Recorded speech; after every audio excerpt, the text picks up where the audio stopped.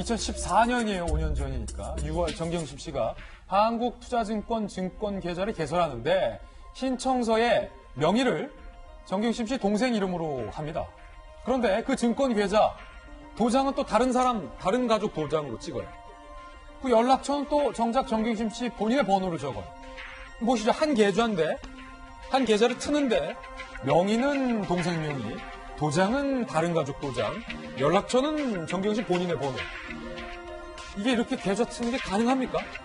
궁금한데 검찰은 신청서의 필적을 확인했는데 정경심 씨의 필적인 것으로 확인을 합니다. 검찰에서는 차명 계좌를 만드는 사람들이 쓰는 전형적인 수법이다라고 얘기를 합니다. 정경심 씨가 2018년 1월 차명 매입한 WFM 주식 12만 주 해당 차명 증권 계좌를 통한 매입 여부를 검찰은 지금 현재 확인 중인 상황인데 장현 교수님, 저희가 은행에 가서 계좌 있으세요? 있죠. 통장? 예, 있죠. 여러 개 있죠. 증권사 계좌도 있으세요? 네, 있습니다. 저도 있거든요. CMA 저도 쓰는데 일단은 저게 전 가능한지 처음 알았어요. 명의는 동생 명의, 도장은 다른 사람 가족, 연락처는 내 거. 필적은 네, 내 거. 네. 가능하군요. 가능하군요. 예.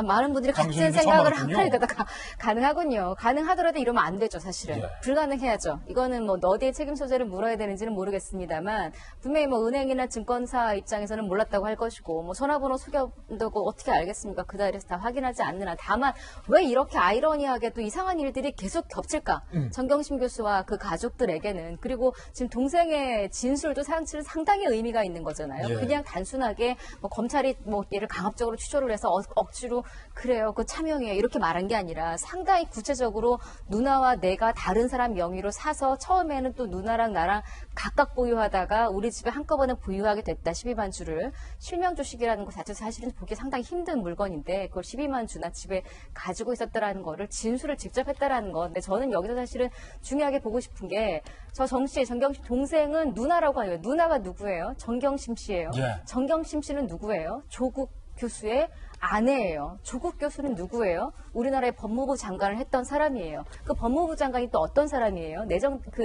지명하기 전에 이미 윤석열 검찰총장이 이 사람 하면 안 됩니다. 라고 어쩌면 조응천 의원이 예전에 그 유재수 부시장 사건 때문에 이야기했던 것처럼 윤석열 검찰총장도 충원이었을 수 있다는 생각이 들어요. 그때 녹취록까지도 사실은 공개가 됐었잖아요. 유시민 작가가 공개한 내용에 따라도 정말 나는 나라를 생각하고 대통령을 생각해서 하는 말이다. 조국 장관 임명되면 안 된다. 이런 이야기를 했던 내용이 있어요. 아마 그때도 똑같은 얘기예요. 내가 딱 보면 안다. 이거 사모펀드니 뭐니 이쪽 차명 계좌니 이런 것들 이거 뭐가 그림이 보인다. 이분 임명한 이런 거 드러난다 이런 거예요. 윤석열, 조응천 그때 당시 안 된다. 다 충원이었다. 제가 볼 때는 겹치지 않아요. 굉장히 지금 다른 계열에 서 있는 것 같지만 똑같잖아요. 이러면 안 됩니다. 미리 이야기했던 것. 근데 이미 임명이 됐고 이후에 계속 터지고 있는 것.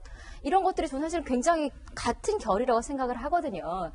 그러다 보니까 지금 사실은 전 이번 문제가 지금 우리 앞서서도 왜 청와대 뭐 정무수석이 이런 발언을 한 게 문제가 되고 이런 게 크게 가서는 대통령을 향한 혹은 청와대를 향한 어떤 비판으로 이어질 수 있는 부분이고 조국 교수도 사실은 법무부 장관이고 국민들이 반대하고 야당에서 극심하게 반대함에도 불구하고 대통령이 임명을 했고 이 모든 것들의 책임이 결국은 여당이나 대통령한테까지 갈 수 있다는 여러 가지 부분에서는 저는 의미가 있고 사실은 빨리 좀 축소가 되거나 빨리 좀 수사가 마무리가 됐으면 좋겠다는 생각이 드는데 수사 계속 또 지연되고 있고 여러 가지가 지금 난관이 많습니다. 이 부분에 대해서는 지금 결정적인 증언이라든지 저렇게 말도 안 되는 뭐 증권 계좌가 만들어졌다든지 이런 부분에 대해서 누가 해명을 해야 될까요? 예, 5년 전 증권 계좌도 차명이었다. 이 언론 보도가 사실이라면 심각한 문제가 아닐 수 없는데 이 계좌 신청서 다시 한번 보시면서 김광삼 변호사님이랑 좀 얘기를 좀 짚어보겠습니다.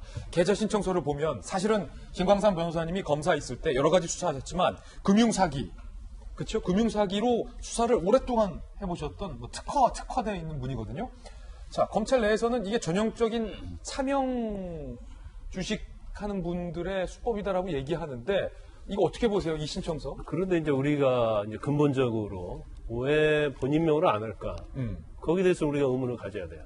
그럼 본인명으로 안 낸다는 것은 뭔가 불법적인 요소가 있을 것이다. 이렇게 생각할 수밖에 없잖아요. 그런데 이게 사실이라면? 그렇죠. 그런데 2014년도 6월이면 그 당시 조국 교수가 교수할 때 아닙니까? 예. 그러니까 사실은 뭐 공무원도 아니기 때문에 뭐 재산과 관련해서 신고할 필요도 없고 그런데 왜 그랬을까? 왜 차명이었을까? 그렇죠. 근데 아마 저 때부터 증권을 참여를 개설한 다음에 계속적으로 거래를 했을 가능성이 크다고 봅니다. 그러면 지금까지 이어왔고 지금 조국 사태와 관련해서 여러 가지 사모펀드 그거 관련이 있다고 보는데 일반적으로 차명을 하는 경우에 있어서 굉장히 특징적 요소가 있는데 그 특징 요소를 다 갖추고 있어요. 일단 자기 명으로 않고 자기 동생 명으로 했잖아요. 근데 도장을 찍을 때 그러면 동생 명의 도장을 찍는 게 맞거든요. 그런데 다른 가족 명의 도장을 찍는 거예요. 왜냐하면 이 도장이 틀려하거든요. 그럼 동생 명으로 도장이 있으면 동생이 그걸 뭐 보관하고 있더랄지 아니면 똑같은 도장을 가지고 거래를 할 수가 있어요. 그 부분에 대해 걱정이 되기 때문에 결국 도장을 좀 다른 걸로 하는 것이고 그다음에 연락처도 사실은 동생명의 연락처를 적어야 하는 게 맞죠. 기재하는 게. 그런데 동생명의 연락처를 적어 놓으면 그 계좌와 관련해서 어떤 문제가 있다랄지 그러면 동생한테 연락이 가거든요. 예. 그래서 그 전화번호를 이제 자기 이름을 하는 거예요. 그래서 문제가 생겼을 때 미연에 방지를 하기 위해서.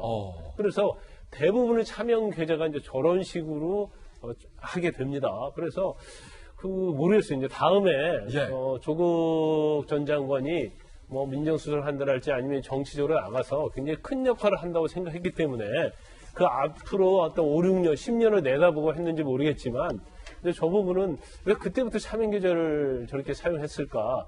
부부간에는 또 할 수 있어요. 또 하는 경우가 많이 있어요. 네. 근데 그렇지만 동생의 어떤 명의를 빌려서 저렇게 거래한 것 자체는 아마 뭐 이번 사태를 계기로 해서 뭐 우리가 곱씹어 볼 수도 있지만 뭐 그 당시에 또 다른 목적이 있었을 가능성이 크다 이렇게 봅니다. 그렇군요.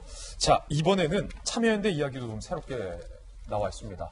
앞서서 김경률 참여연대 소장이 조국 전 장관과 정경심 씨와의 이 주식 거래와 관련돼서는 이건 뇌물의 성격이다라고 이른바 선언을 해서 조국 전 장관을 지지하는 분들로부터 많은 문매를 받고 참여연대에서 징계 직전까지 간 바 있습니다. 그런데 오늘 참여연대에서 조혜경 실행위원이 참여연대를 떠난다라고 발표를 하면서 참여연대를 비판을 했습니다. 자, 조혜경 참여연대 금융센터 실행위원인데 참여연대 지도부의 총사퇴를 요구하며 참여연대를 떠난다. 조국 사태를 통해 참여연대는 25년 역사에 씻기 어려운 관변시민단체로 전락했다는 오명을 자초했다. 이 표현이 상당히 세네요. 관변시민단체. 무슨 말입니까? 참여연대는 대표적인 진보단체고 정의를 외쳤던 시민단체인데 결국은 관변단체로 전락했다. 본연의 권력 감시제로 돌아가려면 지도부가 책임져야 한다. 그러면서 문재인 정부 들어 중심 잡는 일이 더 어려워졌다. 조국 사태는 그간의 힘겨운 중심 잡기 노력을 모두 수포로 만들었다. 참여연대가 전관 예우를 하는 건 아닌지 성찰이 필요하다. 사실 문재인 정부에서 참여연대 출신들이 요직에 상당히 많이 임명이 돼서 참여연대 정부라는 얘기도 나왔었는데 오늘 조혜경 실행위원의 이 발언은 상당히 충격적이네요. 네, 조국 전 장관 본인 스스로가 참여연대 출신이죠. 그렇기 때문에 민정수석으로 재직하고 있는 과정에 사실 집권 초기만 하더라도 인사검증 실패에 관한 논란들이 굉장히 많았습니다. 그런데 그렇게 나타났던 문제가 되는 인사들 중에는 또 참여연대 출신 인사가 많기 때문에 스스로 인사검증을 봐주기 식으로 한 것 아니냐는 논란이 커지기도 했습니다. 그 결정적인 사태가 촉발되게 된 것은 조국 전 장관 사태가 불거지게 되고 김경률 회계사가 내부적으로 검토해 보기에는 이것은 문제가 있을 뿐더러 권력형 비리로 더 폭넓게 나아갈 가능성이 있다고 얘기했는데 이렇게 문제를 제기했음에도 불구하고 참여연대는 여기에 대해서 적극적으로 나서지 않았고 오히려 나중에 쓴소리를 내뱉은 김경률 회계사에 대한 징계 처리하겠다라고 나서게 되니까 참여연대의 민낯이 그대로 들어가는 것이 아니냐. 사실 참여연대 초창기만 하더라도 대한민국의 수많은 지성인들이 모여서 스스로의 자금을 출자시키고 사회에 의미 있는 일들을 하기 위한 노력들이 상당한 부분들을 차지했습니다. 20년이 넘는 기간을 거치면서 관변 시민단체로 전락했다는 것은 김경률 회계사가 얘기했던 것처럼 입으로는 개혁을 외치고 있는데 나중에 돌아서 보면은 권력 주변을 서성이고 맴돌면서 언젠가 나도 기용될 수 있지 않을까라고 하는 기대감을 갖고 있는 것 아니냐는 얘기를 하게 되는 거거든요. 조국 전 장관 사태를 거치면서 우리 사회에 민낯이 너무나 많이 드러났는데요. 시민단체도 이제는 제자리를 찾아가야 될 것이고요. 조국 전 장관 사태를 거치면서 정말로 국민의 눈높이에 맞춰서 쓴소리했던 인물들과 그리고 그저 조국 전 장관을 지키기에 급급했던 사람들에 대한 모든 민낯이 많은 국민들이 봤습니다. 이걸 극복하기 위해서 앞으로 그동안 있었던 일들을 어떻게 해나가야 될지는 우리 사회에 남겨진 굉장히 큰 숙제가 아닐까 생각이 됩니다. 예.